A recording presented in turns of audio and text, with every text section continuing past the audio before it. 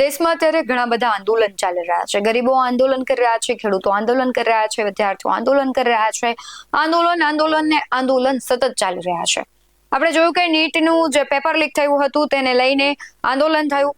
ધર્મેન્દ્ર પ્રધાને રાજીનામું આપ્યું. બીજી તરફ ગુજરાતના ખેડૂતો છે પણ અત્યારે મેદાને છે. વીજ લાઈન અને ગેસ લાઈન જે તેમના ખેતરોમાંથી નીકળી રહી છે, યોગ્ય વળતર નથી મળી રહ્યું, તેની માંગને લઈને તેઓ મેદાને છે. સુરેન્દ્રનગરના ખેડૂત હોય, મોરબીના જેતપરના ખેડૂત હોય કે કચ્છના વાંઢિયાના, અત્યારે તમામ ખેડૂતો છે અત્યારે મેદાને છે. નમસ્કાર, BS9 TV ન્યૂઝમાં આપની સાથે હું છું ભગવતી વિશાવડિયા. છેલ્લા ઘણા સમયથી ખેડૂતો છે ઉપવાસ આંદોલન કરી રહ્યા છે, ધરણા કરી રહ્યા છે, પ્રદર્શન કરી રહ્યા છે, કલેક્ટરને પોતાની માંગ માટેના આવેદન આપી રહ્યા છે, પરંતુ તેમની માંગ છે ક્યાંક સંતોષવામાં નથી આવી રહી. વાત કરવી છે આજે દ્વારકા જિલ્લાના ખેડૂતોની, કારણ કે દ્વારકા જિલ્લાના ખેડૂતોએ પોતાના ખેતરમાં બેનર લગાવ્યા હતા, વિરોધ કર્યો હતો કે જે ખાનગી કંપનીઓ છે તે અત્યારે બળજબરીપૂર્વક છે તેના ખેતરમાં ગેસની લાઈનો છે, વીજ લાઈનો છે તે નાખી રહી છે અને તેમને યોગ્ય વળતર નથી આપવામાં આવી રહ્યું. સમગ્ર ઘટનાને લઈને જે વિડીયો સામે આવ્યા છે, પ્રતિક્રિયાઓ આવી છે, કારણ કે દ્વારકાના જે ખેડૂતો છે પોતાના ખેતરમાં બેનરો લગાવ્યા છે ખાનગી કંપનીઓના વિરોધમાં. તેના પર નજર કરવી છે, આવેલી પ્રતિક્રિયાઓ પર નજર કરીએ, ત્યારબાદ આગળ વાત કરીએ. દ્વારકા જિલ્લામાં GSPL નામની કંપની જે ગેસની પાઇપલાઇન કાઢે છે, આ ગેસની પાઇપલાઇનમાં જે જાહેરનામું હોવું જોઈએ એ 6-1નું જાહેરનામું હોય કે 3-1નું જાહેરનામું હોય, એમાં જે ખેડૂતોના ખરેખર ખેતરમાંથી ગેસ પાઇપલાઇન નીકળવાની છે એવા કેટલાક ખેડૂતોના સર્વે નંબર જાહેરનામામાં ઉલ્લેખ જ નથી. એની સામે કેટલાક ખેડૂતો એવા છે કે જેના ખેતરમાંથી ખરેખર ગેસ પાઇપલાઇન નીકળવાની જ નથી, પણ તેમ છતાંય એવા ખેડૂતોના સર્વે નંબરોનો આમાં ઉલ્લેખ કરવામાં આવ્યો છે. જાહેર જનસુનાવણી જે કરવાની હોય એ કરવામાં આવી નથી. પર્યાવરણીય જે કંઈ સર્ટિફિકેટો એમને લેવાના હોય એ ખેડૂતો માંગે છે તો એમને આપવામાં આવતા નથી. એવી જ રીતે આખી જે ગેસ પાઇપલાઇન દ્વારકા જિલ્લાના 29 ગામોમાંથી નીકળે છે એમાં આખો એક ખનીજવાળો વિસ્તાર આવે છે, બોક્સાઇટગ્રસ્ત વિસ્તાર આવે છે. એ ખેડૂતને એ બોક્સાઇટવાળા ખેતરમાં જો લીઝ મૂકવી હોય તો આ ગેસ પાઇપલાઇન નીકળ્યા પછી ભવિષ્યમાં એ લીઝ પણ મૂકી શકવાનો નથી. વચ્ચે ક્યાંક પક્ષી અભયારણ્ય આવે છે, ક્યાંક ઇકો સેન્સિટિવ ઝોનવાળો વિસ્તાર આવે છે. એટલે આવી તમામ બાબતો હોવા છતાં આ કંપની છે એ નિયમોનું ક્યાંક ને ક્યાંક ઉલ્લંઘન કરતી હોય એવો ખેડૂતોનો આક્ષેપ છે. અને એ આક્ષેપો સાથે આજે દ્વારકા જિલ્લાના ખેડૂતોએ પોતાના ખેતરમાં બેનર લગાવી અને એક વિરોધાત્મક કાર્યક્રમ કરી અને સરકારની આંખ ઉઘાડવાનો ક્યાંક પ્રયત્ન કર્યો છે. હું વડલે સિંહનો ખાતેદાર ખેડૂત છું ને આજ રોજ અમારા બધા ખેડૂતે બધાની વાડીની અંદરમાં પોસ્ટર લગાવેલા છે.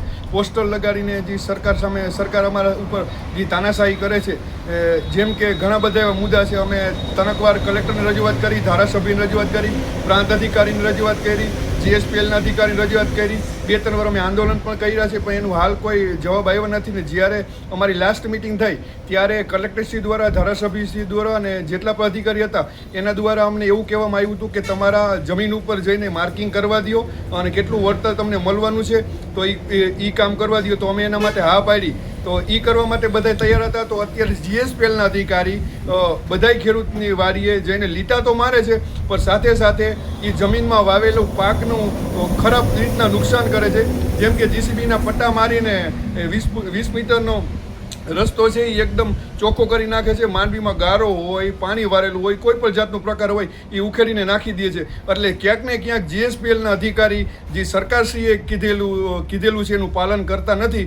જેમ કે અમારા પંથકના ધારાસભ્યો, પ્રાંત અધિકારી, કલેક્ટર સાહેબના નિયમ જેમ અમને આશ્વાસન આપ્યું હતું એ તદ્દન ખોટું પડી રહ્યું છે. અને સરકારશ્રીને મારી નમ્ર વિનંતી છે કે તમારું યોગ્ય વળતર અમને જે દેવડાવવાનું છે અને તમારી વાત જે કરી છે એ વાત ઉપર તમે ઊભા રહ્યો. શું આશ્વાસન આપ્યું હતું તમને? આશ્વાસન અમને એવું આપ્યું હતું કે તમારી વાડીની અંદરમાં, અમારી માંગ એવી હતી કે વાડીની અંદરમાં જે કેટલું વળતર આવવાનું છે, જાણે કે દાખલા તરીકે હું જ છું તો મારી વાડીમાં કેટલું વળતર મને મળવાનું છે મને કોઈ જાતની ખબર નથી.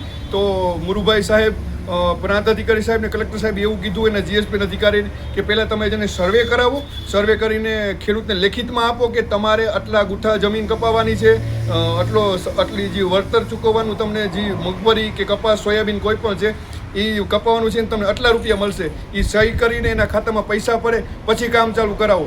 પણ ક્યાંક ને ક્યાંક ધારાસભ્યશ્રી, કલેક્ટરશ્રી, પ્રાંતશ્રી થોડી ભૂલ કરી રહ્યા છે. કામ હજી એનું જગ્યા ઉપર ચાલુ જ છે ને એ આપ જોઈ શકો છો. પાલભાઈએ પણ ઘણા બધા સવાલો કર્યા છે, ખેડૂતોએ પણ માંગને લઈને ઘણા બધા પ્રશ્નો કર્યા છે, પરંતુ સવાલ એ થઈ રહ્યો છે કે જગતનો તાત છે, એક બાજુ માવઠાનો માર સહન કરે છે, ભારે વરસાદ થતા અતિવૃષ્ટિ થાય છે એટલે તેનો પાક છે તે બગડી જતો હોય છે. સરકાર જાહેરાત કરે છે વળતરની, પરંતુ તેનાથી ક્યાંક અસંતોષ ખેડૂતોમાં હોય છે. એટલે અત્યારે પરિસ્થિતિ એવી છે કે જગતનો તાત છે ચારે બાજુથી પીલાઈ રહ્યો છે. ત્યારે અત્યારે જે વિરોધ કરી રહ્યા છે ખેડૂતો, વીજ લાઈનના વિરોધમાં હોય કે ખાનગી કંપનીઓ જે ગેસ લાઈન નાખી રહી છે તેના વિરોધમાં હોય, તેને લઈને તમારું શું માનવું છે કમેન્ટમાં જરૂરથી જણાવજો. બાકી આવા જ વધુ અહેવાલો સાથે ફરી મળતા રહીશું. તમે અમારી યુટ્યુબ ચેનલને સબસ્ક્રાઇબ કરવાનું અને ફેસબુક અને ઇન્સ્ટાગ્રામ પર ફોલો કરવાનું ભૂલશો નહીં. બાકી અમને અપડેટ્સ મેળવવા માટે આપ જોતા રહો BS9 ન્યૂઝ. નમસ્કાર.